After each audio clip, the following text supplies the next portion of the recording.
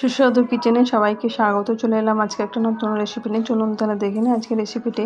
আজকে বানিয়ে নেব রেস্টুরেন্ট স্টাইলে মোগলাই পরোটার সঙ্গে খাওয়ার যে আলুর তরকারি, সেই আলুর তরকারি আজকে ভিডিও শেয়ার করছি।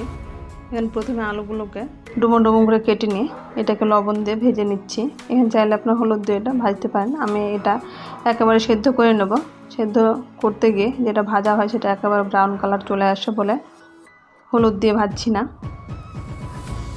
আলুগুলো ভাজা হয়ে গেছে। অন্যদিকে এখন একটা প্যানে বসিয়েছি সাদা তেলটা গরম হয়ে গেছে। তারপর দিয়ে দিলাম একটা পেঁয়াজ কুচানো, সামান্য পরিমাণ লবণ, যাতে পেঁয়াজটা তাড়াতাড়ি ভাজা হয়। এখানে পেঁয়াজটাকে ব্রাউন কালার করে ভেজে নেব।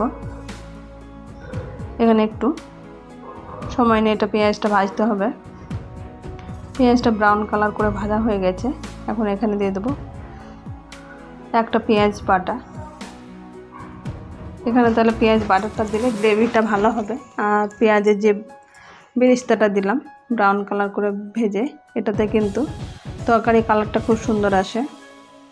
এখন এই মশলাটা দিয়ে অল্প পরিমাণে, যাতে না পুড়ে তার জন্য অল্প পরিমাণে জল দিয়ে মশলাটা ভালোভাবে কষে নেব। এখন যে বাকি মশলা সেটা দিয়ে দেব। আর দিদি একটা তেজপাতা অর্ধেক দিয়েছি। লবণ, হলুদ, জিরা, ধনে গুঁড়ো 4টে একসঙ্গে দিয়ে দিলাম। এটা স্বাদ মতো দিচ্ছি। আর একটা টমেটো টুকরো করে কেটে নেওয়া আছে, সেটা এখন দিয়ে দিলাম।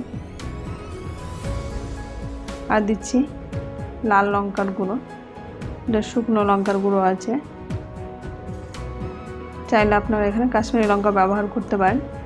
কারণ এগুলো মশলা দিয়ে এখন কয়েক মিনিট এটা ভালোভাবে কষে নেব। যেন অল্প কষার পরে অল্প পরিমাণে জল দিয়ে এটা কষে নিচ্ছি। আর দিয়ে দিচ্ছি মিট মশলা। এখানে মিট মশলা যদি না থাকে তাহলে বাড়িতে জিরা, ধনে আর এলাচ সব গরম মশলাগুলো হালকা গরম করে নিয়ে এটা গুঁড়ো করে নিয়ে এটাও দিতে পারেন। আমি এখানে মিট মশলাটাই দিচ্ছি।